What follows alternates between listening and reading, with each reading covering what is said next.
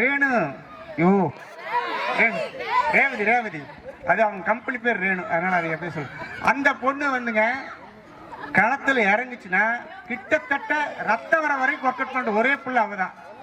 ரத்தமே வந்துடும், அந்த அளத்துக்கு அது ஒர்க் அவுட் பண்ணும். அப்புறம் யார் ஓடுறது? இந்த அபர்ணா, அந்த பொண்ணு ஒரு தடவை ஓடிங்க.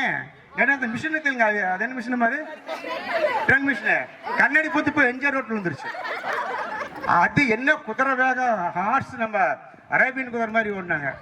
அப்புறம் இந்த வெயிட் லிஃப்ட் யார் தூக்குனது அதிகபட்சமா?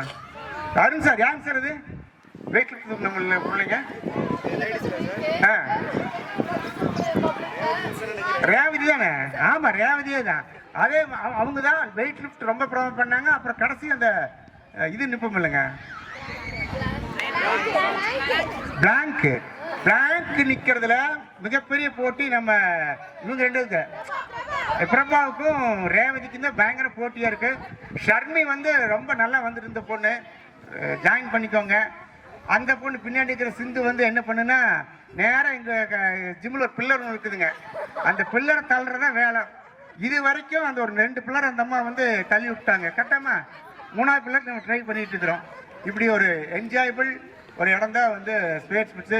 ரொம்ப நாளைக்கு முன்னாடி நம்ம இனியாவை சந்திச்சுக்கிறோம். ரொம்ப சந்தோஷம் உங்களை பார்த்ததில். தேங்க்ஸ். உட்காருங்க. ஒரு பாட்டு போட்டோம்னா அங்கெல்லாம் டான்ஸ் ஆடம் நாங்கள் யாரும் வர மாட்டோம். குறிப்பாக சீமா,